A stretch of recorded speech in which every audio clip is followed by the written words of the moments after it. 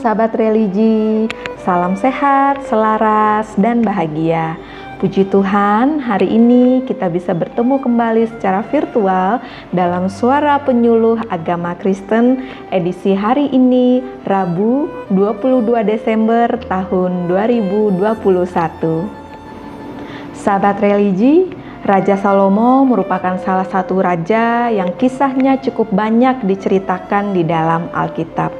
Dan diduga bahwa Raja Salomo menulis beberapa kitab yang ada di dalam Perjanjian Lama. Raja Salomo dikenal sebagai raja yang meminta hikmat kepada Allah. Hikmat seperti apa yang dimaksud atau hikmat seperti apa yang diminta oleh Raja Salomo?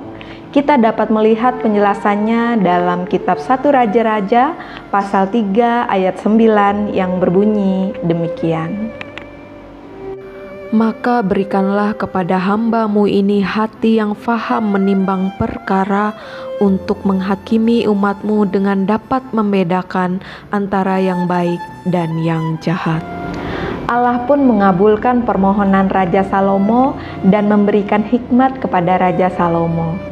Salah satu kasus atau permasalahan yang dihadapi Raja Salomo setelah mendapatkan hikmat dari Allah diceritakan dalam kitab 1 Raja-Raja pasal 3 ayat 16 sampai 28.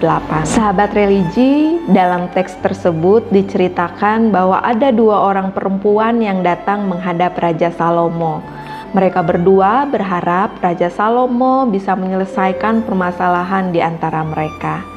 Diceritakan bahwa dua orang perempuan ini tinggal dalam satu rumah yang sama dan mereka masing-masing memiliki seorang anak yang masih bayi.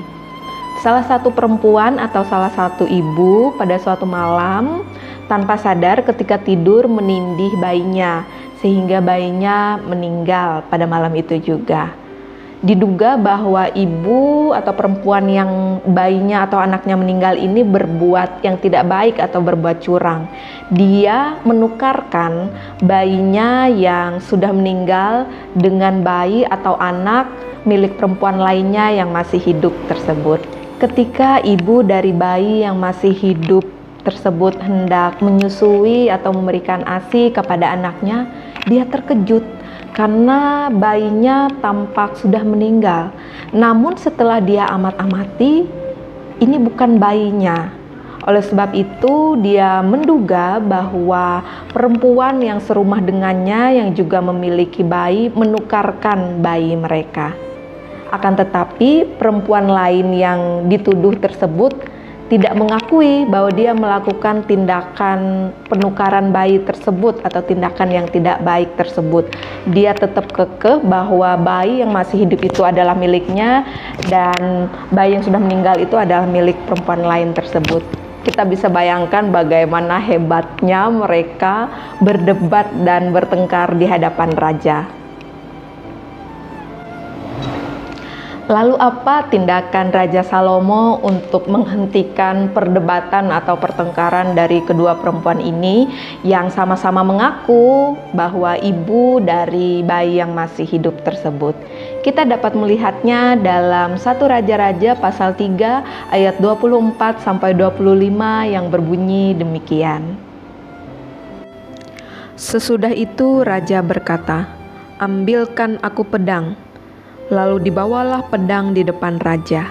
Kata raja, "Penggallah anak yang hidup itu menjadi dua, dan berikanlah yang setengah kepada yang satu, dan yang setengah lagi kepada yang lain." Sahabat religi, jika kita bayangkan keputusan atau titah perintah dari Raja Salomo ini sangat mengerikan jika memang benar-benar dipraktikkan. Jika hal ini menyangkut tanah, harta, benda, mungkin akan terkesan adil jika dibagi dua karena masing-masing pihak mengklaim tentang kepemilikan mereka. Akan tetapi ini adalah seorang bayi, seorang manusia, dan dia memerintahkan untuk memenggal bayi tersebut menjadi dua supaya adil, sehingga setiap perempuan menerima setengah dari bagian tubuh bayi tersebut. Sungguh mengerikan jika kita bayangkan, dan membuat kita bertanya, apa memang seperti ini keputusan berdasarkan hikmat dari Allah? Lalu bagaimana respon dari kedua perempuan tersebut ketika mendengar titah atau perintah dari Raja Salomo untuk memenggal bayi tersebut?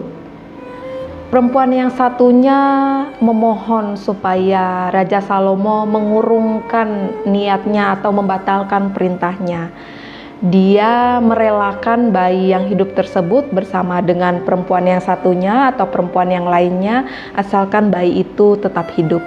Sedangkan perempuan yang lainnya setuju dengan keputusan atau perintah dari Raja Salomo untuk memenggal tubuh bayi tersebut dan membaginya supaya adil. Lalu dari respon tersebut, kira-kira siapa ibu yang sesungguhnya atau sebenarnya dari bayi yang masih hidup tersebut? Kita dapat melihatnya dalam 1 Raja-Raja pasal 3 ayat 26 yang berbunyi demikian. Maka kata perempuan yang empunya anak yang hidup itu kepada raja, sebab timbullah belas kasihnya terhadap anaknya itu, katanya, "Ya Tuanku, berikanlah kepadanya bayi yang hidup itu, jangan sekali-kali membunuh dia." Sahabat religi, dari teks tersebut dapat kita ketahui bahwa ibu yang berbelas kasih, ibu yang menolak perintah raja untuk memenggal bayi tersebut adalah ibu yang sesungguhnya dari bayi yang masih hidup tersebut. Dan Raja Salomo bisa merasakan dan mengetahui itu semua. Sehingga Raja Salomo memerintahkan menyerahkan bayi yang masih hidup tersebut kepada ibu atau perempuan yang menolak perintahnya untuk memenggal bayi tersebut. Sahabat religi, walaupun Raja Salomo menggunakan cara yang ekstrim atau tidak biasa untuk menyelesaikan kasus atau permasalahan di antara dua orang perempuan atau dua orang ibu ini, namun begitulah demonstrasi hikmat Allah diwujudkan atau dinyatakan di dalam diri Raja Salomo. Sahabat religi, saya sengaja menyegarkan ingatan kita melalui kisah hikmat Raja Salomo dan dua orang ibu tadi dalam rangka hari ini kita memeringati Hari Ibu 22 Desember tahun 2021. Dari kisah tersebut kita dapat melihat bagaimana hakikat atau sifat bawaan dari seorang ibu. Seorang ibu cenderung akan sangat mengenal anaknya, baik secara fisik maupun psikis. Jadi walau bagaimanapun halangan, rintangan atau permasalahan mencoba menjauhkan seorang ibu dari anaknya, tetapi seorang ibu cenderung akan sangat tetap mengenal anak-anaknya. Selain itu, seorang ibu juga rela untuk berkorban apapun demi anak-anaknya. Seperti ibu tadi, walaupun dia harus terpisah dengan anaknya, dia rela asalkan bayinya atau anaknya tetap hidup, walaupun harus diserahkan atau dijaga, dirawat oleh perempuan lain atau ibu yang lain. Namun selama anaknya masih bisa tetap hidup, dia rela untuk menyerahkannya. Dan dia tidak tega jika hal yang buruk terjadi kepada anaknya. Sahabat religi, hal yang menarik juga dari cerita ini adalah bahwa sejak awal diceritakan kedua perempuan atau kedua orang ibu ini adalah perempuan sundal. Yang mana perempuan sundal pada masa itu dikenal sebagai perempuan yang tidak benar, perempuan yang tidak baik, bahkan seringkali dikaitkan atau dimasukkan ke dalam golongan pelacur atau wanita tunasusila. Akan tetapi hal tersebut tidak serta-merta menghalangi mereka untuk bisa menjadi ibu yang penuh belas kasih bagi anak-anak mereka.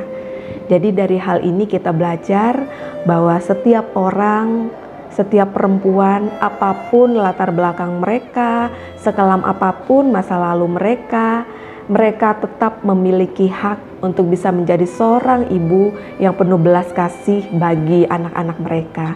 Jadi mari mulai saat ini kita tidak menghakimi seorang perempuan atau seorang ibu dari kelamnya masa lalu mereka. Sahabat religi, memang tidak ada ibu yang sempurna, namun kita bisa mengasihi anak-anak kita dengan kasih yang tiada batasnya. Demikianlah setitik cahaya yang dapat saya bagikan pada Suara Penyuluh Agama Kristen edisi Hari Ibu pada hari ini Rabu 22 Desember tahun 2021. Walaupun cahaya ini sangat kecil, namun kiranya cukup untuk menerangi jalan kita. Teruslah melangkah dalam iman, pengharapan, dan kasih kepada Tuhan dan juga sesama. Salam sehat, selaras, dan bahagia. Tuhan Yesus memberkati. Shalom.